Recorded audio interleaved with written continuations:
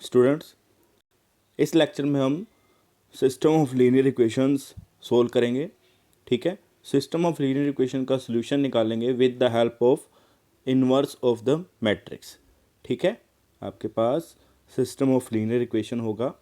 ठीक है, हम चेक करेंगे कि आपका सिस्टम जो है वो कंसिस्टेंट है या इनकंसिस्टेंट है। ठीक है, तो सबसे पहले हम डेफिनेशन रीड करते हैं कंसिस्टेंट सिस्टम की।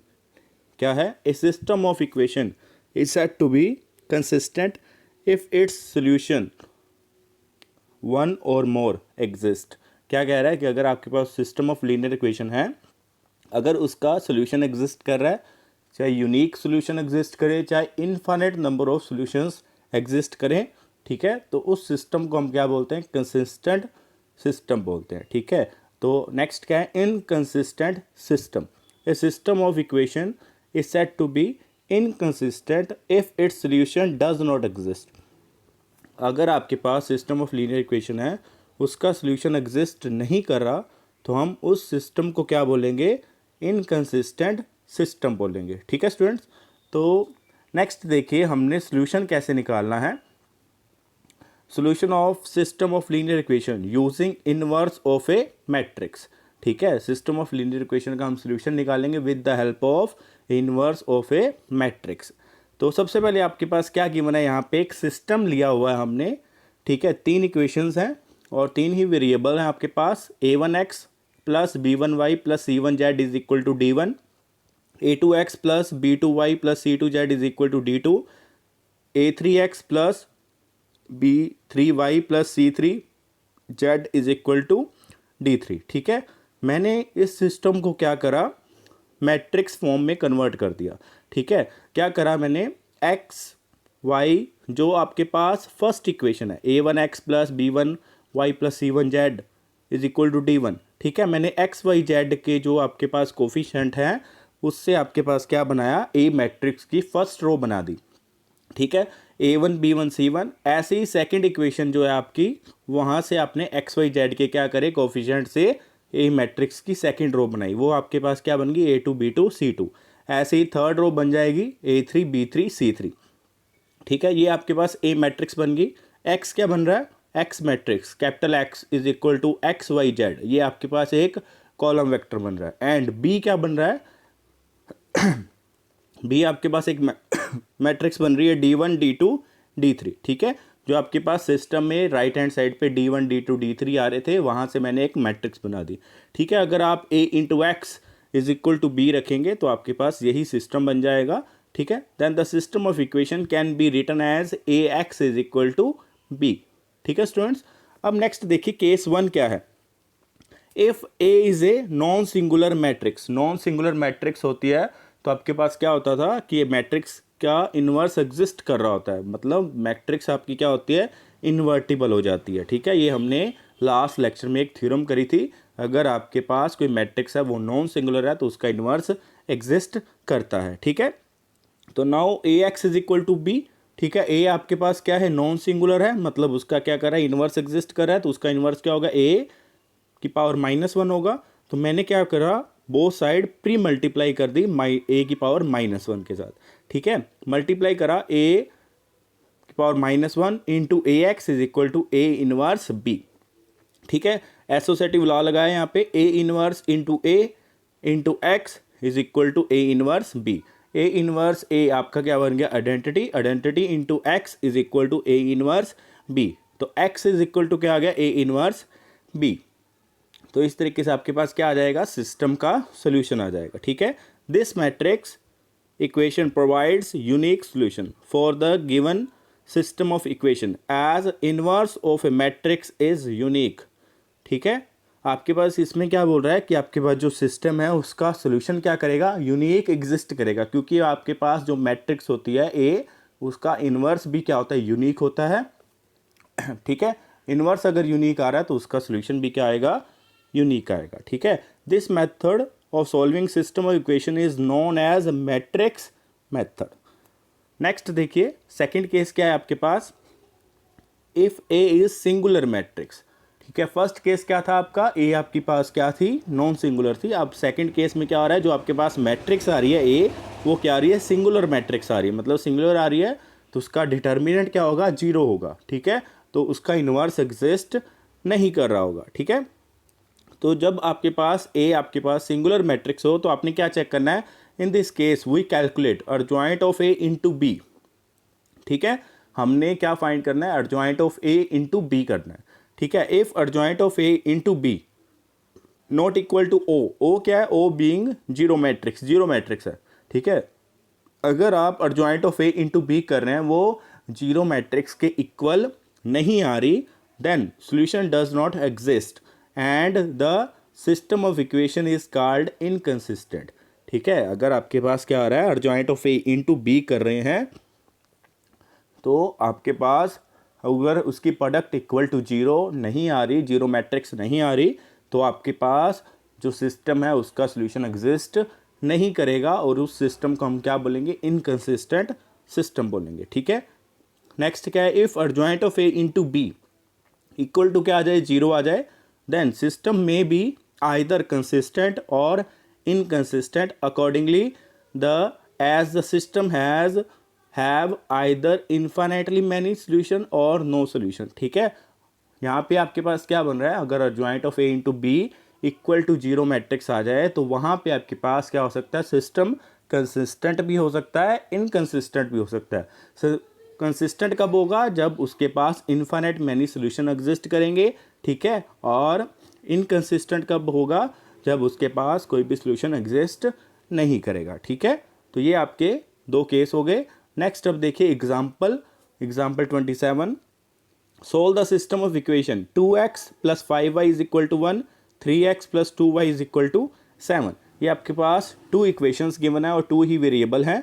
ठीक है, तो मैं क्या कर रहा हूँ, अपने सिस्टम को मैट्रिक्स फॉर्म में कन्वर्ट कर रहा हूँ, A X is equal to B. तो ए आपके पास क्या बन जाएगी, 2 5 3 2। ए मैट्रिक्स कैसे बनते हैं, जो फर्स्ट इक्वेशन होती है उसके एक्स वाई जेड से हम फर्स्ट रो बनाते हैं। ठीक है, तो फर्स्ट रो 2 5 आ गई, सेकेंड रो 3 2 आ गई। नेक्स्ट देखिए एक्स क्या बन रही है, एक्स वाई, एंड बी क्या बन गया, 1 7। ठीक है, अब मैंने क्या चेक करा कि आपके पास जो ए मैट्रिक्स है वो सिंगुलर है या नॉन सिंगुलर है, मतलब उसका डिटर्मिनेंट चेक कर रहा हूँ, उसका डिटर्मिनेंट जीरो आ रहा है या नॉन जीरो आ रहा है। यहाँ पे आपके पास जो मैट्रिक्स है उसका डिटर्मिनेंट क्या आ रहा है, -11, नॉन जीरो आ रहा है। तो आपके पास जो ए मैट्रिक्स है वो क्या है, नॉन सिंगुलर है। ठीक है, तो यहाँ पे आपके पास जो सिस्टम है उसका यूनिक सॉल्यूशन एग्जिस्ट करेगा। ठीक है, तो सबसे पहले हम क्या करेंगे, ए मैट्रिक्स का इन्वर्स फाइंड करेंगे। तो ए इन्वर्स क्या आ रहा है, -1/11 इंटू 2 -5 -3 2। ये आप इन्वर्स फाइंड कर सकते हैं, लास्ट लेक्चर में हमने डिस्कस करा हुआ है कि मैट्रिक्स का इन्वर्स कैसे फाइंड करते हैं। ठीक है, ए मैट्रिक्स का इन्वर्स कैसे आता है, 1/डिटर्मिनेंट of A into adjoint of ए। ठीक है, तो इस तरीके से हम इन्वर्स निकाल लेंगे। तो x इज इक्वल टू क्या बन जाएगा, ए इन्वर्स बी। ठीक है, ए इन्वर्स इंटू बी करा तो आपके पास एक्स वाई की वैल्यू क्या आ गई, 3 -1। तो x is equal to 3, Y is equal to -1। ठीक है स्टूडेंट्स, नेक्स्ट एग्जाम्पल देखिए, solve the following system of equation by matrix method. क्या है आपके पास, first equation 3x - 2y plus 3z is equal to 8, 2x plus Y minus Z is equal to 1, 4x - 3y plus 2z is equal to 4। ठीक है, मैंने इसको matrix की form में कन्वर्ट करा, A X is equal to B. A matrix क्या आ गई, 3 - 2 3, 2 1 -1, 4 -3 2। एक्स क्या आ गया, X Y Z, and B क्या आ गया, 8 1 4। ठीक है, सबसे पहले हम क्या करेंगे, ए मैट्रिक्स का डिटर्मिनेंट फाइंड करेंगे। ठीक है, वो क्या आ रहा है आपके पास, नॉन जीरो आ रहा है। तो आपके पास क्या आ रहा है, डिटर्मिनेंट ऑफ ए कितना आ रहा है, -17, नॉन जीरो आ रहा है, तो सिस्टम का यूनिक सॉल्यूशन एग्जिस्ट कर रहा है। ठीक है, अब हम क्या करेंगे, ए का इन्वर्स निकालेंगे। ए का इन्वर्स निकालने के लिए सबसे पहले हमने क्या करना है, अर्जॉइंट ऑफ ए निकालना है। अर्जॉइंट ऑफ ए कैसे निकलता है, कोफैक्टर की हेल्प से निकलता है। तो हम सबसे पहले क्या निकाल रहे हैं, कोफैक्टर्स निकाल रहे हैं। कैपिटल A11 कितना आ रहा है, -1, capital A12 is equal to -8, capital A13 is equal to -10, capital A21 is equal to -5, capital A22 is equal to -6, capital A23 is equal to 1, capital A31 is equal to -1, capital A 32 is equal to 9, capital A 33 is equal to 7, ठीक है। तो A inverse कितना हो गया, -1/17 into -1 -5 -1 -8 -6 9 -10 1 7। तो solution आपका कैसे आएगा, x into A inverse B, ठीक है। A इनवर्स B करेंगे तो आपके पास x y z की वैल्यूज आ जाएंगी। x की वैल्यू क्या आ रही 1, y की वैल्यू 2, z की वैल्यू 3, ठीक है। नेक्स्ट एग्जांपल देखिए क्या है, the sum of 3 number is 6, ठीक है। यहाँ पे आपके पास क्या है, यहाँ पे हमें इक्वेशंस भी बनानी पड़ेंगी, ठीक है। तो पहली आपके पास क्या बोल रहा है, इक्वेशन कैसे बनेगी, the sum of 3 number is 6। आपके पास तीन नंबर है, उनका सम कितना आ रहा है, 6 आ रहा है, ठीक है। If we multiply third number by 3 and add second number to it we get 11, ठीक है। मतलब थर्ड नंबर को मैं क्या करूँगा, 3 से मल्टीप्लाई और सेकेंड नंबर को ऐड करूँगा तो उसकी वैल्यू क्या आएगी 11, ठीक है। By adding first and third number we get double of the second number, मतलब फर्स्ट एंड थर्ड नंबर को ऐड करेंगे तो वो किसके इक्वल आएगा, डबल ऑफ सेकेंड नंबर के इक्वल होएगा, ठीक है। Represent it algebraically and find the numbers using matrix method, ठीक है। इसको अलजेब्रिकली रिप्रेजेंट करना है और उसके बाद हमने एक्स वाई जेड की वैल्यू निकालनी, नंबर्स की हमने क्या निकालनी है, वैल्यूज़ निकालनी, ठीक है।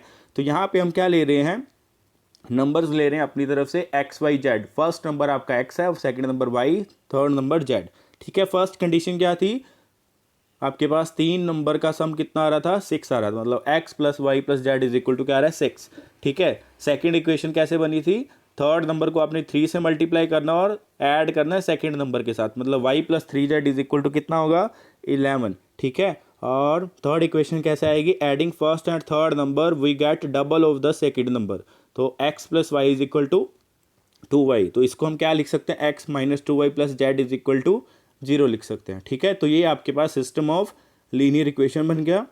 तो अब मैं क्या कर रहा हूँ, इसको ax is equal to B की फॉर्म में लिख रहा हूँ। तो ए मैट्रिक्स आपकी क्या बन गई, 1 1 1 0 1 3 1 2 1 -2 1 होगा यहाँ पे, ठीक है। यहाँ पे मिस्टेक है थोड़ी सी, क्योंकि आपके पास इक्वेशन क्या है, x minus 2y plus Z है, ठीक है। x minus 2y plus Z is equal to 0, तो a आपके पास क्या होगी, यहाँ पे जो a मैट्रिक्स की थर्ड रो है वो क्या होगी, 1 -2 1 होगा, ठीक है। नेक्स्ट क्या है, x इज इक्वल टू क्या होगी, X Y Z, and b क्या हो जाएगी 6 11 0, ठीक है स्टूडेंट्स। नेक्स्ट आप क्या करेंगे, a का डिटर्मिनेंट फाइंड करेंगे। डिटर्मिनेंट हमने फाइंड करा तो वो डिटर्मिनेंट आपका 9 आ रहा है, नॉट इक्वल टू 0 आ रहा है, ठीक है। तो सिस्टम का यूनिक सोल्यूशन एग्जिस्ट करेगा।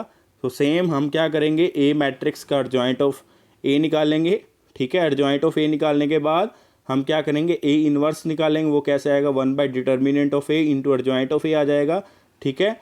तो नेक्स्ट हम क्या करेंगे, सोल्यूशन निकालेंगे, X is equal to A inverse B, ठीक है।